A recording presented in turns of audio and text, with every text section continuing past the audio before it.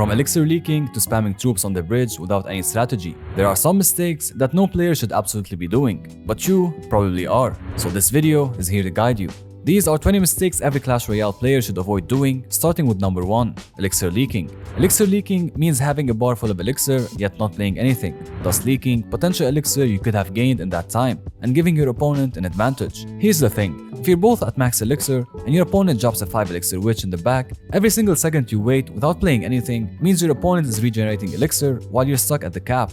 That witch is essentially getting cheaper and cheaper, and before you know it, your opponent has a massive elixir advantage just because you hesitated. The fix here is simple. If you're sitting at 10 elixir and your opponent already placed the card down, play something, anything. Cycle a cheap troop in the back, drop a spell on their tower for chip damage, place a building, do anything but just don't sit there leaking. Now there is one exception to this rule, and that if it's at the very start of the match and neither of you have played anything yet, then you're both at 10 elixir and nobody's leaking. But the moment someone makes that first play, the clock is ticking. Next, we have panic spending elixir on defense. And I'm guilty of this one myself sometimes. It's very tempting when you see a hog rider coming at your tower to just throw everything you have at it. A knight, then some skeletons, maybe a musketeer just to be safe. But here's the reality. You just spent 9 elixir to defend a 4 elixir card, and your opponent now has a huge elixir advantage for the next push. Your tower has a lot of HP for a reason. It's designed to take some hits while you make positive elixir trades. If you can defend that hog rider with just a building or a single defensive troop for 3 or 4 elixir and let your tower tank 1 or 2 hits, you've now gained an elixir advantage that you can use for your own push. The key here is asking yourself, will my defense cost more than their attack? If the answer is yes, sometimes it's okay to take a little damage, but make sure to use the minimum defense needed for the minimum damage taken, not the opposite. Defending a hog rider with 3 elixir and tanking a hit is better than defending with 9 elixir and giving your opponent a 5 elixir advantage. Now use that as a general rule, but not a golden rule, because there are some exceptions as well. For example, you can defend the hog rider with a 7 elixir P.E.K.K.A, but now you have a P.E.K.K.A coming down the lane that you can use to build your counter push. Mistake number 3 is not keeping track of your opponent's elixir. Now don't get me wrong, you don't need to be a tryhard and physically keep count in your head of the exact amount of elixir your opponent has at every single moment. But it is smart to have a general idea, especially in key situations. For example, if your opponent just dropped a golem in the back, this is 8 elixir. You're now sure that they're sitting on maybe 2 elixir at most. If you have a lot of elixir at this point, this is the perfect time to rush the opposite lane with a hog rider, elite barbarians, a giant graveyard, or whatever your win condition is. Your opponent won't have enough elixir to both support their golem push and defend your pressure on the other side. So they'll be forced to choose. Either they abandon their expensive push to defend yours, or they commit to their push and you get a free tower damage, or maybe even a tower trade. The same concept applies when your opponent overcommits on defense. If they just spent 10 elixir stopping your push and you defend it cheaply, a quick cycle card in the opposite lane can catch them with their pants down, since they can't simply defend it. Just keeping a rough mental note of when your opponent is low on elixir can win you more games. Mistake number 4. Placing troops right on top of your enemy's incoming troops to defend, and not learning kiting and proper placement. One of the biggest mistakes I see newer players make all the time is not using the kiting mechanic to defend and just placing troops randomly. Now I get it. Your first instinct when you see a mini P.E.K.K.A charging at your tower is to drop some skeletons directly in front of it to stop it in its tracks. The problem is those skeletons are going to disappear before you even finish placing them. Instead, what you want to do is place those skeletons in the middle of your side of the arena to kite the mini P.E.K.K.A towards them. This pulls the mini P.E.K.K.A away from your tower and gives your princess towers enough time to shred it while it's distracted. Kiting is one of the game's most important skills to learn, and it can distract and delete pushes with minimal effort. Knowing where and when to place certain troops can mean defending a Mega Knight with skeletons and Ice Spirit and activating your King Tower at the same time. If you learn kiting, you learn a core mechanic that will definitely win you more games. The same concept works with pretty much any tank or melee troop. You can kite a P.E.K.K.A, a Mega Knight, a Skeleton Giant, or any heavy tank by placing an Ice Golem right at the bridge, slightly to the left or right, depending on which tower you want to protect. The tank will follow them along and your towers will do all the work. Trust me on this one. Mastering kiting alone can make defense way easier, and of course, way cheaper. Placement is also just as important. A perfectly placed skeletons can even fully counter a Sparky if you time it right, with one skeleton taking the hit and the others plus your tower eliminating it completely. Placement isn't just about where you put your troops, it's about understanding how your troops move and how you can manipulate that movement to your advantage. Mistake number 5. Misplacing defensive buildings. This one is huge, because building placement can literally mean the difference between taking 0 damage or losing half your tower. A lot of players will just slap their cannon or Tesla directly in front of their princess tower when they see a hog rider coming. and then they wonder why the hog still gets 2 or 3 hits. Now this works in tight matchups and close games where you have to do it to avoid losing, but generally, learning where to place your defensive buildings can save you so much elixir on defense and save your tower some damage. Here's what you need to know. There are specific tiles where you should be placing your buildings depending on what you're defending against. For a hog rider, you want to place your building about 4 tiles from the river and 3 tiles from the side. This placement pulls the hog to the center where both your princess towers can shoot at it, and if done correctly, the hog won't get a single hit on your tower. Now there are some different perfect placements for some buildings against specific troops, so I'd recommend hopping into some friendly battles and practicing these spots until they become second nature, or you can watch a full guide about them on YouTube. It might feel like a small detail, but proper building placement is what separates a good defender from a great one. Mistake number 6. Not knowing card interactions and capabilities. You'd be surprised how many games are won or lost simply because one player knew an interaction that the others didn't. For example, did you know that a mini P.E.K.K.A. can fully counter a hog rider in just 2 swings without taking any damage if you place it at the right tile? Or that a fireball can one-shot a magic archer or a musketeer if they're the same level? These tiny details will make your push way better. The best way to learn these is honestly just through experience and watching higher level gameplay, but you can also check out the card stat websites or even the in-game card demonstrations that show you good and bad matchups for each card. Knowing your card interactions will help you make better decisions, defend better, attack smarter, and punish your opponent's mistakes. Next, we move on to mistake number 7, which has to do with your attacking game, and it's placing everything on the bridge without building a proper push. Now don't get me wrong, if you're playing a bridge spam deck with cards like Bandit, Battle Ram, and Royal Ghost, then yeah, going straight to the bridge is literally your strategy. But for most other decks, just randomly spamming every card you have at the bridge the moment you draw them is a fast track to losing. The reason this doesn't work is because Clash Royale is all about synergy and timing. Cards are designed to work together. A giant is meant to tank for your graveyard. A lumberjack is meant to rage your balloon. A hog rider pairs perfectly with an ice golem to tank for it. When you just throw cards at the bridge one at a time with no plan, your opponent can easily counter each card individually for a positive elixir trade, and before you know it, they have built up a massive counter push while you're sitting there with no elixir. The fix here is simple. Understand the nature of how your cards work together and what is the best push for your deck. If you're running beatdown, place your tank in the back, let it walk up while you build behind it. If you're running cycle, send a quick chip damage and defend efficiently. Just stop throwing random troops at the bridge and expecting something magical to happen.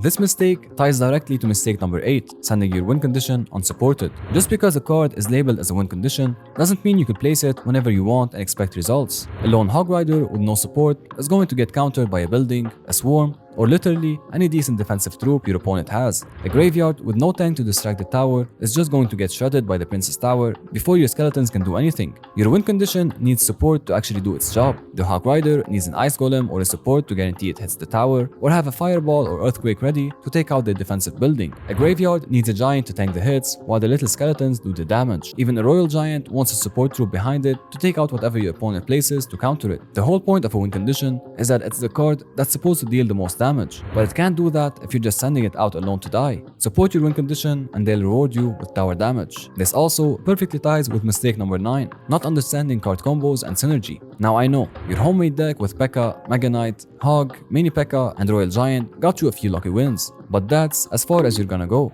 You can have all the best cards in the game, but if they don't work well together, you're setting yourself up to lose before the match even starts. Clash Royale cards are designed to complement each other. A Hog Rider and Ice Golem are a classic combo because the Golem tanks for the Hog and slows down defenders with its death damage. Giant Graveyard works perfectly together because the Giant tanks and the Graveyard kills. And Lumberjack and Balloon is one of the most devastating combos in the game because when the Lumberjack dies, his Rage Spell speeds up your balloon and reaches the tower in the blink of an eye. The problem is, a lot of players just throw together their favorite cards or their highest level cards without thinking about how they actually work together. You'll see decks with a Giant, a Hog Rider, and a Royal Giant all in the same deck. That's 3 different win conditions that require completely different support cards, and you end up with a deck that can't do anything well. The fix here is to pick one clear win condition and build your deck around supporting that card. And it's not just about your win condition. Your entire deck should have synergy. You need a balance of air defense, ground defense, splash damage, spells, and a win condition. Don't just slap 8 random cards together and hope it works. And reaching the halfway line, we have mistake number 10, attacking too aggressively at match start. And this is one of those mistakes that feels right in the moment, but backfires almost every time. It's very tempting to drop your entire hand at the bridge in the very first 30 seconds and try to catch your opponent off guard. The problem is, you have no idea what your opponent is running yet, and you're about to find out the hard way. The smarter play is to use the first minute or so to scout. Send a lone hog rider or a cheap troop just to see how your opponent defends. Do they drop a building? Well, now you know that your next hog should come with an earthquake or a fireball. Do they defend with a goblin gang? Perfect, you can now pre-log it next time to eliminate them. The point is that you're gathering information without overcommitting Elixir. You never go all in before knowing what your opponent has in their deck, so you save your big pushes for when you've identified their counters and you have a plan to deal with them. That way, when you do commit to a push, it's calculated and you're not just hoping for the best. Mistake number 11, not pushing opposite lane when your opponent uses beatdown or drops a high Elixir card in the back. Beatdown decks like Golem, Lava Hound, and Elixir Golem are designed to build massive pushes on one lane that can overwhelm you if you're not careful. The mistake most players make is sitting back and letting their opponent build that 15 Elixir death ball and then trying to defend it with everything they have. Here's the thing, if you see your opponent drops a Golem in the back as their first play, they just spent 8 Elixir and they're committed to that lane.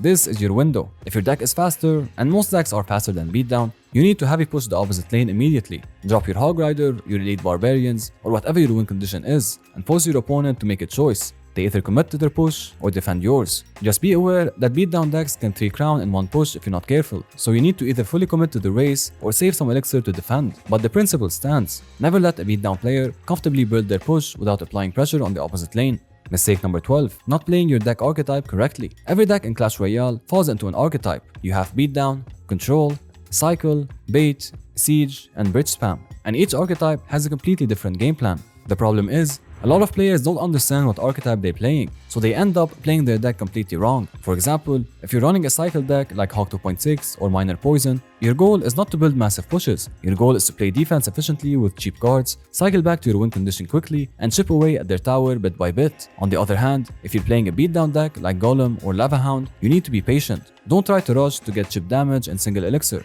That's not what your deck is designed for. Place your tank in the back when you hit 10 Elixir, let it walk up slowly, and build troops behind it. Your big moment is in double Elixir when you can overwhelm your opponent with a massive push. Accept taking some damage on the opposite lane if it means you can build your push properly. The key here is understanding what your deck is trying to do and playing it accordingly. You can't build massive pushes from the back with a fast cycle deck, and you can't apply constant pressure on both lanes with a slow beatdown deck. Know your archetype, know your deck, and play it the way it's meant to be played. Speaking of double Elixir, the next mistake is failing to adapt your tempo in double and triple Elixir. The game fundamentally changes when you hit that 2-minute mark and Elixir starts regenerating twice as fast. If you're playing the exact same way in double Elixir as you were in single Elixir, you're missing a massive opportunity. For beatdown and siege players, double Elixir is your golden time. This is when you can finally build those massive pushes you've been waiting for without getting punished. You can drop your tank in the back and spam your support behind them, and your opponent won't be able to defend everything. If you've been patient and defensive in single Elixir, double Elixir is when you go all in. For cycle and control players, double Elixir is when you need to maintain even more pressure. If you've been chipping away at their tower in single Elixir and they're sitting at around 500 HP, this is when you can start spell cycling for the win. 2 fireballs, a rocket, and whatever spells you have. Sometimes it's better to just finish them off with spells rather than risk them defending your troops. The key here is to know how your deck works as well as your opponents in all phases and preparing for it accordingly. Mistake number 14, not keeping track of your opponent's cycle and counters to your win condition. This is a more advanced concept, where it's absolutely crucial if you want to climb higher on ladder. Your opponent has 8 cards in their deck, and after the first minute or so, you should have a pretty good idea of what all 8 cards are. The mistake most players make is just blindly sending their win condition whenever it comes back into their hand without thinking about what their opponent has in their cycle. If you know your opponent has a building that hard counters your hog, and you just saw them play it 3 seconds ago, that's your window to send the hog, because they can't cycle back to that building fast enough. On the flip side, if you know they have a building that they haven't played in a while, they probably have it in their hand right now. So maybe don't send your hog just yet. Wait for them to use it on something else, or have your spell ready to take out the building when they play it. This concept applies to all win conditions. If you're running graveyard and your opponent has poison, track when they use it. If you're running balloon and they have a building, know where that building is in their cycle. The more aware you are of what your opponent has available, the better you can time your pushes to catch them when you don't have an answer. Generally, Clash Royale has a 4-card cycle, meaning when a card is played, you need to play 4 more cards until that card is back in your deck. Tracking that can help you understand when their win condition or their counter is back in their hand. Mistake number 15, not learning from your mistakes and repeating the same offense and defense. This is a classic doing the same thing over and over again and expecting different results. If your opponent is constantly countering your hog rider with a building in the same spot, don't just keep sending that hog and hoping it works this time. Learn the pattern and play around it. Maybe predict the building with an earthquake next time, or force your opponent to use the building on a different troop first, and then send your hog safely. Switch up your timing, switch up your placement, but don't just do the exact same thing every time. The same goes for defense. If your opponent always sends their hog with a fireball or earthquake to take out your building, try to outsmart them and change the placement of your cannon or Tesla.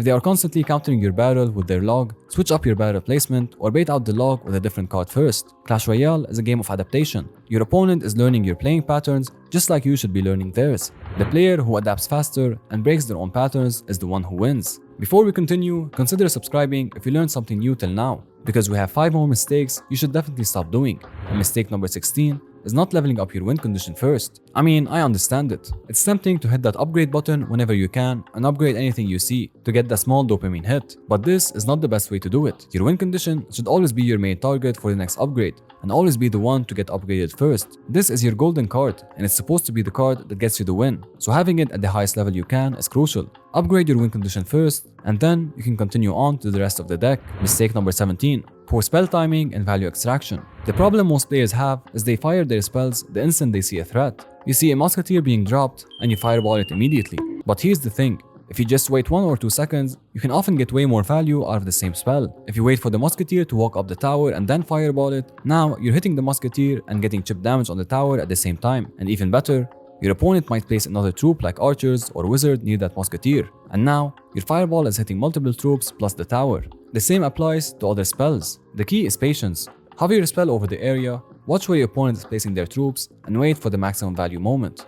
Mistake number 18. Not keeping track of the recent metas and balance changes. Now I get that you have a favorite deck that you've been playing with for years, and it's comfortable. Maybe it's the deck that got you to your highest trophy count, or maybe it's just the playstyle that you enjoy the most. But here's the reality. Clash Royale gets balance changes every single month, and the meta is constantly shifting. Sometimes your favorite card just doesn't work anymore because it got nerfed, or maybe your deck gets hard countered by whatever the new meta deck is every time.